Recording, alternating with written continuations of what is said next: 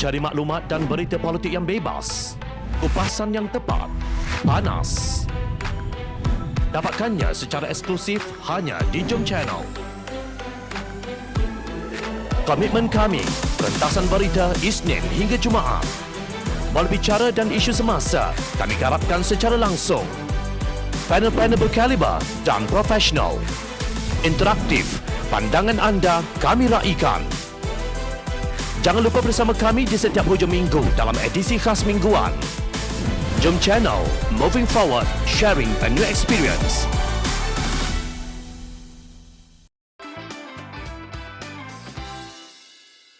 Jangan ancam kawasan biosfera Tasik Chini. Hari ini riuh rendah di media sosial mengenai isu pembalakan yang sudah berlaku dan perlombongan yang akan berlaku di sekitar Tasik Chini.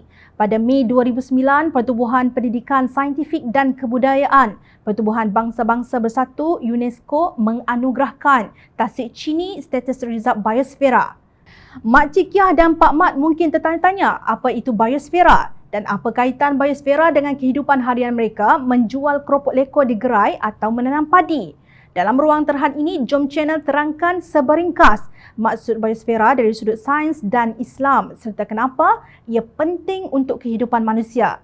Persekitaran bumi merangkumi unsur-unsur yang dipanggil atmosfera, udara, hidrosfera, air, litosfera, tanah dan biosfera, hidupan.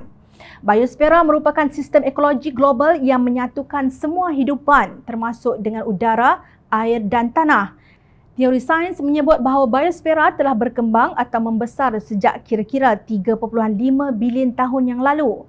Malangnya untuk merosakkan biosfera hanya memakan masa beberapa hari sahaja. Oleh kerana biosfera berintegrasi dengan ekosistem global, maka kerosakannya di satu kawasan akan mempengaruhi kawasan yang lain iaitu udara, tanah dan air kerana di sanalah tenaga dan sumber makanan semua hidupan diperolehi. Mengambil contoh air di Tasik Chini bukan hanya sumber untuk bermandi-manda tetapi untuk hidupan seperti ikan dan tumbuh-tumbuhan di seluruh kawasan hutan di persekitarannya. Justru tidak hairan apabila pelbagai pihak menyuarakan kebimbangan mereka terhadap penjarahan yang berlaku di Pahang. Timbalan Pengerusi Amanah Pahang Tuan Muhammad Fazli Muhammad Ramli mendakwa kekayaan negeri Pahang hanya dikaut oleh segelintir bukan rakyat Pahang. Sementara itu, Ikatan Demokratik Malaysia Muda turut membidas Kerajaan Pahang kerana membiarkan kegiatan penebangan hutan dan pelombongan di Tasik Chini. Apakah makna di sebalik pewartaan Tasik Chini sebagai tapak resort biosfera UNESCO juga sebagai hutan simpan kekal buat pemerintah, kerajaan dan penguatkuasa? Ternyata pemerintah, agensi dan institusi kerajaan yang diamanahkan untuk memelihara dan mengurus sumber alam sendiri yang telah mengkhianati amanah dan kalah dengan nafsu sendiri. Dakwa muda seperti dipetik Malaysia kini. Pertubuhan Pelindung Khazanah Alam Malaysia PEKA turut melahirkan kesedihan tentang keadaan terkini di persekitaran Tasik Chini. Amat menyedihkan apabila kita mendapat tahu bahawa Tasik semula jadi kedua terbesar di Malaysia ini sedang terancam akibat kegiatan eksploitatif seperti pelombongan di sekitar kawasan ini. Kita tidak boleh membiarkan kemusnahan ini terus berlaku. Kita mesti melindungi Tasik Chini, kata kenyataan mereka. Menurut laporan media, kawasan pelombongan tersebut terletak kira-kira 3 km dari kawasan yang telah diwartakan sebagai resort biosfera tersebut. Bagaimanapun, Jabatan Alam Sekitar Negeri Pahang pada 10 Jun tampil menjelaskan bahawa tahap kualiti air di Tasik semula jadi kedua terbesar di Malaysia. Tasik Chini masih bersih dan selamat untuk semua hidupan. Parameter utama yang diukur ialah keperluan oksigen biokimia BOD, pepejal terampai SS, nitrogen amonia dan besi yang mana secara umumnya didapati bahawa data kualiti air bagi tahun 2020 sehingga Mac 2021 menunjukkan kualiti air Tasik Chini dalam kategori bersih. Menurut kenyataan itu dipetik bernama. Rakyat tidak faham jargon parameter yang digunakan oleh GAS. Rakyat hanya nampak berdasarkan pengalaman mereka kemusnahan yang akan berlaku jika pembalakan terus dibiarkan berleluasa dan kini pelombongan pula dibenarkan. Paling membimbangkan apabila nama istana turut diseret untuk menghalalkan kerja-kerja penjarahan terhadap sumber asli di Pahang.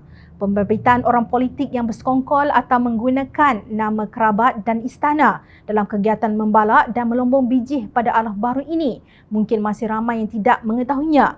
Walaupun ia sudah lama berlaku di Malaysia, terutama dalam tempoh 15 tahun kebelakangan ini.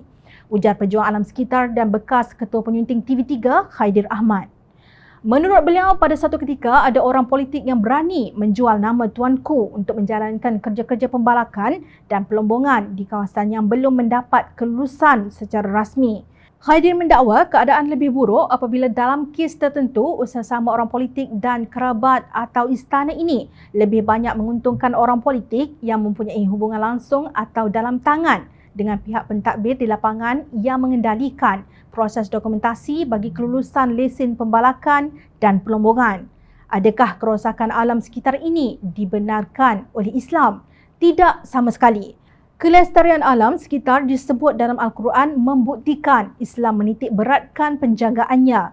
Datuk Seri Dr. Zulkifli Mohamad yang ketika itu menyandang jawatan Mufti Wilayah Persekutuan pada tahun 2019 pernah menyeru supaya umat Islam menyingkirkan perkataan fasad dalam kamus kehidupan bagi memastikan kelestarian alam terus dinikmati generasi akan datang.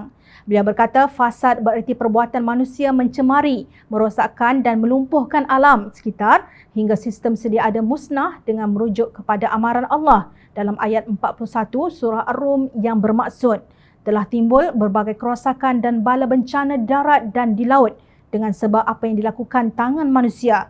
Kerana Allah hendak merasakan mereka sebahagian balasan perbuatan buruk yang mereka lakukan supaya mereka kembali.